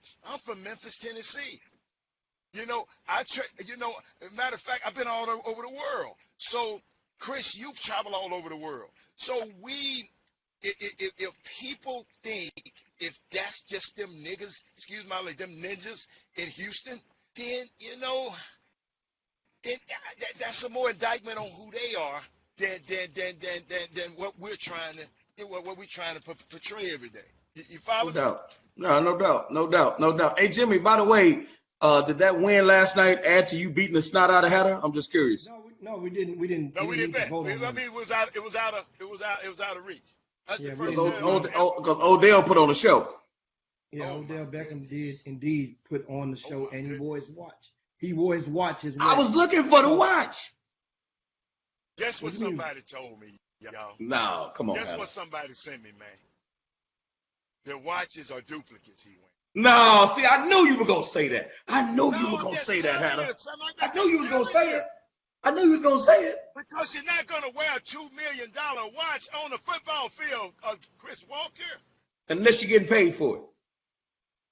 But Hatter, you're the one that told me, you, Robert Hatter from Memphis, Tennessee, told me that the only way that Richard Mille would give you a watch and you could be a brand ambassador, you had to wear it during competition. That's what you told me. Guess what? What if Richard Mille didn't give him the watch and he's wearing dupes on his arm? I don't know. What I tried to tell y'all was, and if you go back and look at the show, I said Rafael Nadal and Bubba Watson. Those are two brand ambassadors. One play golf and one play tennis. Those two guys wear the watch. Richard Mille, they endorse him. I haven't seen where they endorse Odell Beckham yet. So if this guy playing in a watch, a $300,000 watch one game, and a $2 million watch another game, I just don't know, because Richard Mille has not made a statement saying that they endorse him. So that's all. I mean, I'm not, but then somebody. Because they gave me a close-up, Jimmy. They sent me a picture of the close-up of the two watches. Okay, the real one, the $2 million watch, and that one, and the tourbillon movement that's supposed to make the watch cost so much on the inside. They are completely different from that watch and that watch. So that's all. Now, of course, a spokesperson from the company, from their watch company, they made a statement last week after wearing the watch on opening day, and they confirmed that Odell Beckham is simply a customer, not a brand ambassador for the watch. So if he's a customer, he can buy whatever watch he wants. Why has he got to wear it during the game to get attention? No, what I'm saying, though, if he's a customer, wouldn't they have track of who bought and purchased their products at that price? Yes. At that price. Yes. So if that be the case, then how could it be a fake? Well, how about this, Ad? I don't know if the $300,000 one was a fake, it's but that $2 million, Okay, then the one that, but that $2 million one, I don't know about that one. So that's the question right there. So if they saying they acknowledge he's a customer. If he's a customer, then and they made a statement instead. They could have said, well, he didn't buy that watch from us. If you're paying $200,000 with tax, plus with tax for a watch, I'm quite sure you have to register it. You're going to insure it. You're going to be documented in their database. They're going to send you the email. Thank you so much. With a follow up, and that's what I'm thinking. So, I mean, we'll see. Hey, we don't know. We'll see. Now that was last week was the 190. Now this week, or before Monday Night Football last night, they say the watch was 2.2 million, as you guys can see right now. It's a different one during the warm-ups. And that's the one, Chris, that I'm thinking that he must have taken off because it says in the headlines during warm-ups. And $2 million for that watch? Come on, man.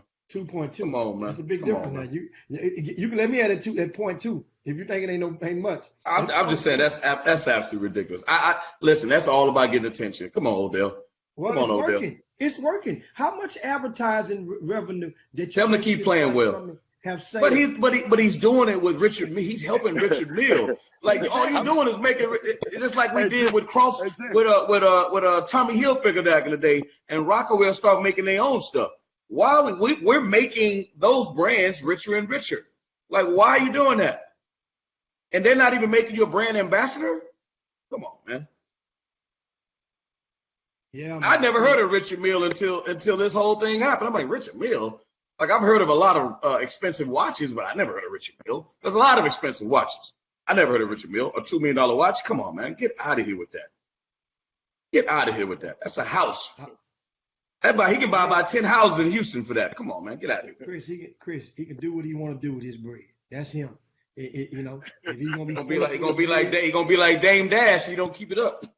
Well, I mean, that's that. And guess what? At the same time, do you honestly think that he bought that $2.2 million watch? No. That's the other piece too. Exactly. They probably gave him that one to show. Thank you very much. It's just like me going to Wolf's department store and getting a hat. Yeah. All the hats you guys see, a lot of those hats, that was a hat sponsor. Jim, that means I go in there and pick up some hats and lids and walk out of there, bring them back the following week, it's changing for 3 more. That's what sponsors do. And help Wolf's out over the years. Hell, Wolf's they done got a lot of business because $2 million watch, Jim. Well, no, he ain't buy that watch. He ain't buy that watch. No, he ain't buy that watch. I'm talking about a $2 million watch. They just letting you, unless they have a Brinks truck. Because if you watch jewelers sometime, when they have high dollar items, they call them high dollar items like that, it's security come with it. So maybe the security was on the sideline. Probably. I'm not sure. But Probably. security come with that, ball. I'm telling you. And speaking of jewelry, it happens all the time at the award shows. They will send one at the Oscars and the Academies and the Emmys. Yeah. They have a lot of the jewelry that the people and the presenters wear are loaned jewelry. They will get that jewelry, and trust me, time they take it off. They don't even take it off themselves. The people be in the locker room, take it off, put it back in the case, and usher it on out back to the store. A lot of those people, that's how it goes. You sure right? What to say. Yeah, and so I'm thinking now in the same capacity. And that brings on another topic with the NFL. Understand something. The NFL, right? When on yesterday, and I give a shout out to Aaron Fox. He's watching the Chop Shop right now. This is the father of Aaron Fox.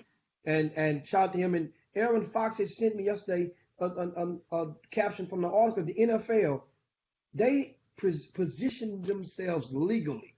This is what they call themselves, as sports entertainment. This is the NFL. This is what they do, how they present themselves in legal cases, and it's documented. They're sports entertainment.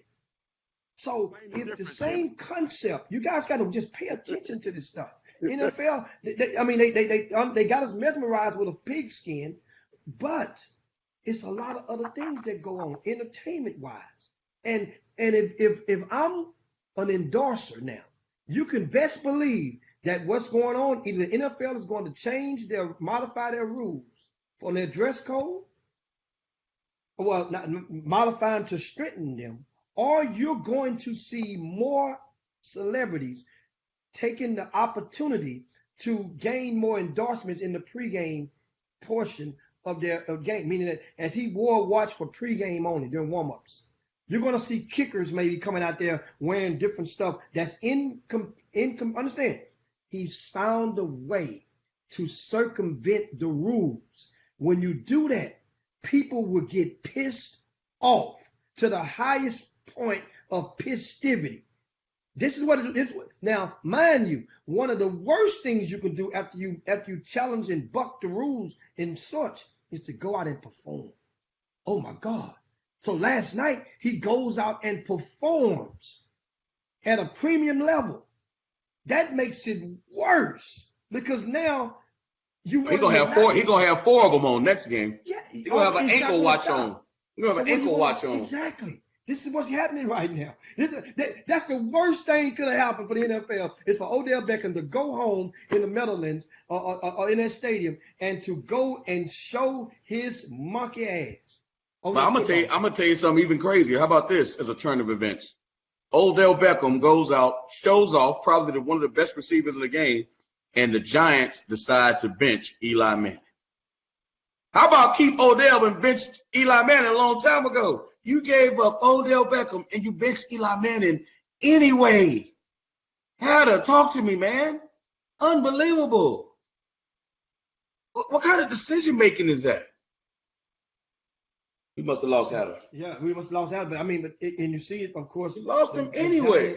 The Giants have benched Eli Manning, and Jones will be the starter for the near future for the New York Giants. So that's in 2 week succession. The Giants and the Jets will have a first-time starting quarterback for the first time in history. Both teams will start a quarterback who has never started before in the NFL.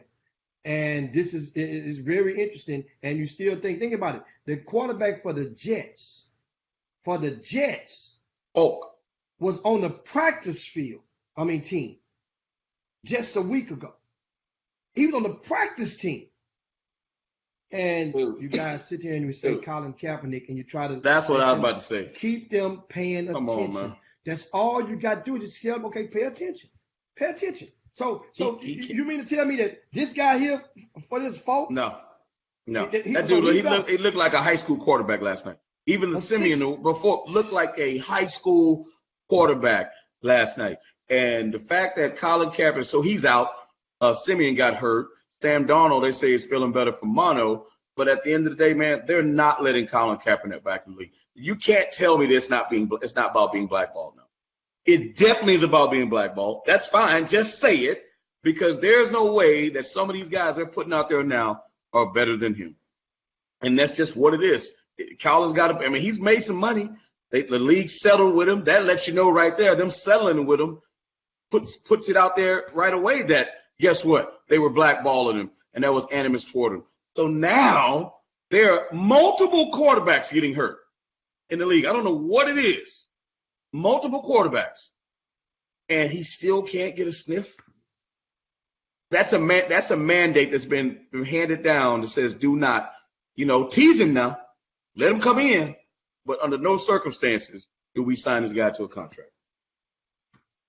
No circumstances. And of course, Sean, thanks for Anthony Farr for giving us that weather report. We haven't had a weather report on the Chop Shop in I don't know how long, but Tropical Storm Humberto, the H is silent, is expected to drop heavy, very heavy rain in this part of Texas, the southeast part of Texas, and which could include Houston.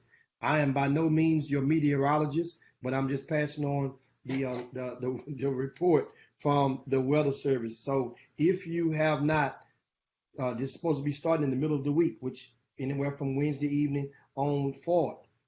Go to the grocery store, bottle up with water and canned goods or whatever you may need in case of power outages. I'm not the weatherman.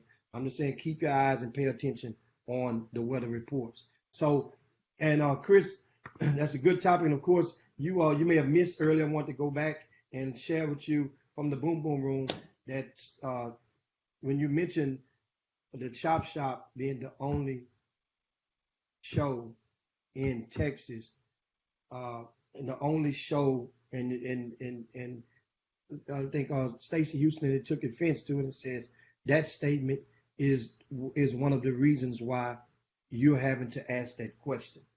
And so I'm going to assume, and before I'm not going to even try to put you in a position to, I'm going to assume that you meant went to Chop Shop as we promoted it and advertised it for the last 3 years. Yeah. On the terrestrial radio Correct. dial. Right. I'm not saying now. Yeah, I'm not saying now. Now, and of course, in our recent weeks, we made the conscious decision, as you guys see now, we had to weigh, would we rather be on a radio station that was fragmented, that would have compromised our digital presence with you guys, meaning that we could have been on the air and we still have our slot at the Power 101.5 FM. But if we do so every other day, the signal and the internet was not proper. So we would have to compromise you guys having an ineffective experience of joining us and being able, or we say, you know what, we got software, we can do this thing from our office. Chris can be in New York, Haller can be in his office, and we can still succeed and galvanize you guys and inform you guys, entertain you guys, and enlighten you guys every day during your lunch break. That was a decision that we had to make for you guys. And don't mention the convenience of it. Hell, so it saves time, which I can apply toward my business. But Jimmy, people got to understand that in today's world, this is the future. Terrestrial radio, I don't want to say is dead, but there are hundreds of thousands of podcasts. People make advertising off podcasts. Tell them to go to Apple and see how many podcasts there are. A lot of shows that come on television, like First Take and Shannon and those guys, those are podcasts as well as being on television. When you get on social media, on YouTube, you get on Facebook, that is the way the world is going now. At some point, radio is going to be completely dead. All we're doing is getting in line with the future. People date online now. They order their food online now. Everything is done online. All we're doing, the thing about it, people don't even watch TV no more. They don't even have cable. They have internet TV. So all we're doing is taking a Chop Shop into the 21st century. That's all we're doing. So when I say we're the #1 urban sports show, now if there are other sports shows in Texas, hey man, let's big up them. There's some in Dallas. I'm cool with that. But all I'm saying is at the end of the day, if even there's a show in Dallas, is there a show in Dallas? Hey, I got no problem. I'll listen to it.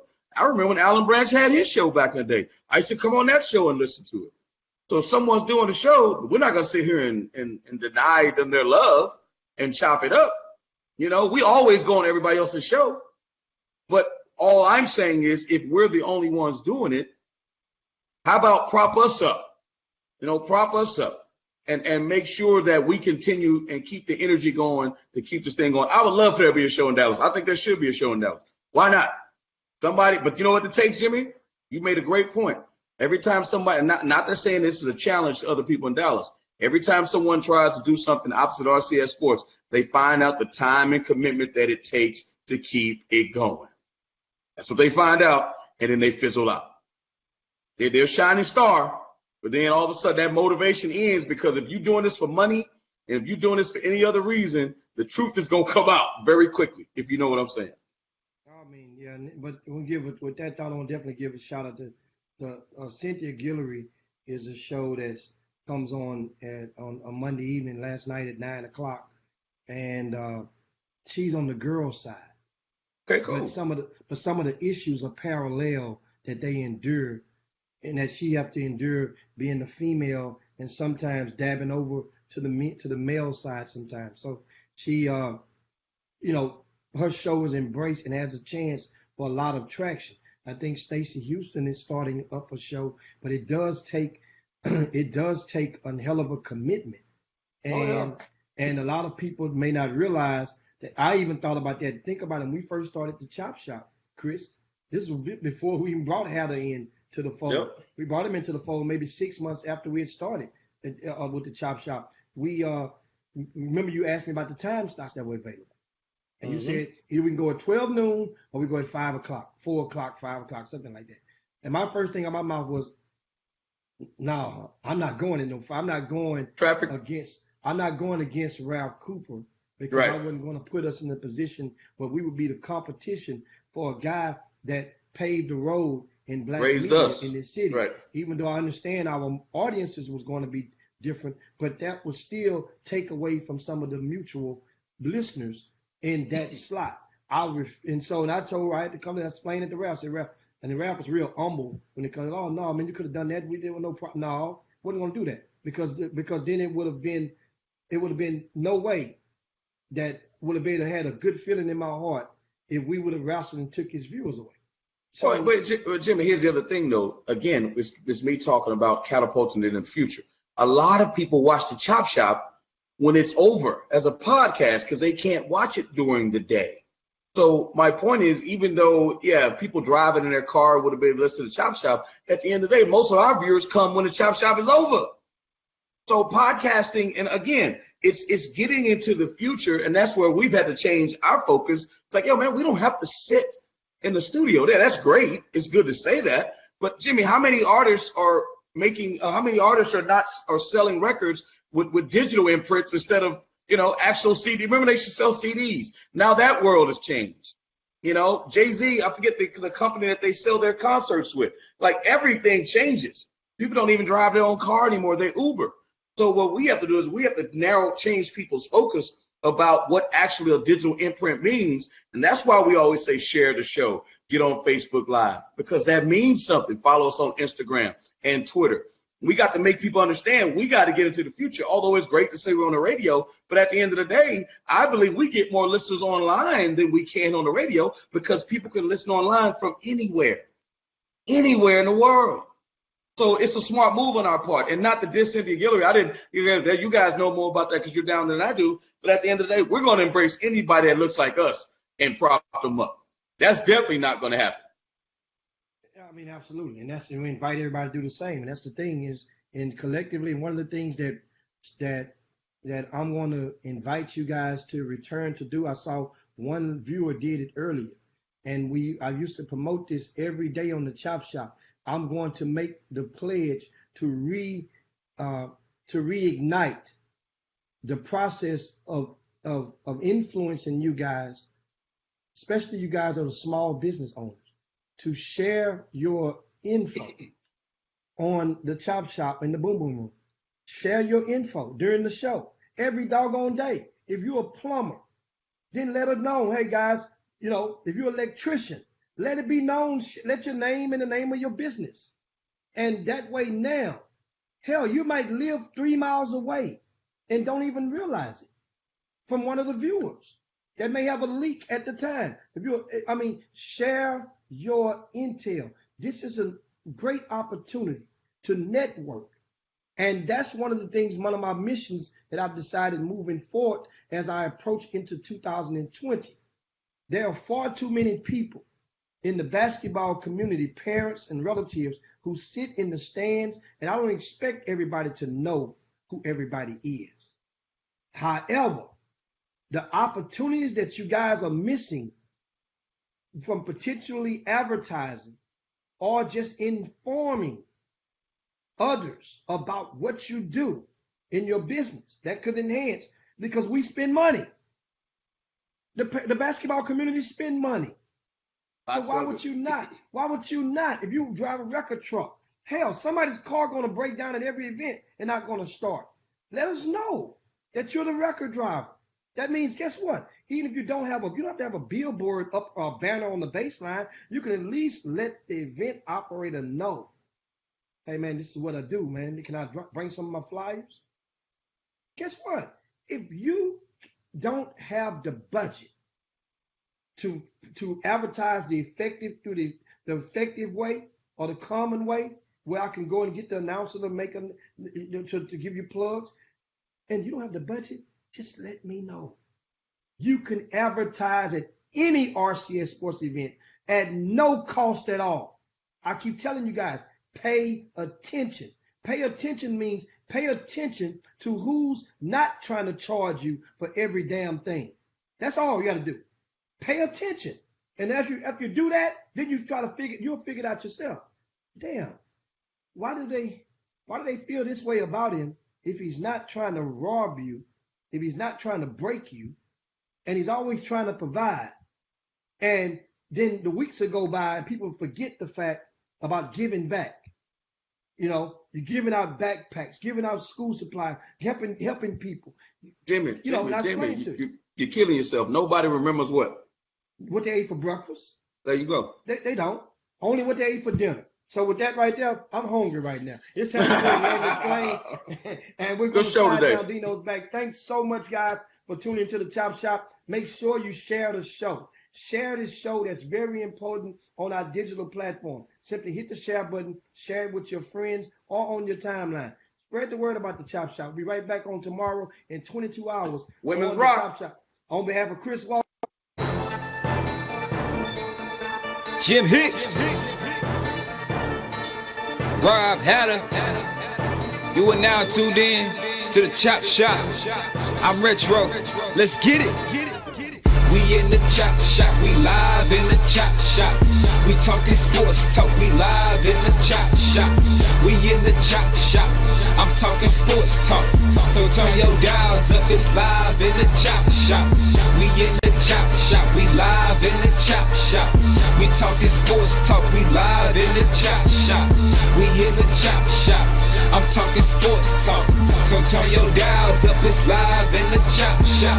Yeah, it's lit in the Chop Shop. Turn your dials up in the drop top. They ain't based the debate, but they keep it facts straight. Going 30 for 30. Let's do a first take on Facebook Live from 12 to 2. Rob Hatter and Jim Hicks going back and forth like Carter Ray and Skip Bayless and Stephen Smith. From on the court, off the court, straight to the field. Not a man that steals, but I made it still.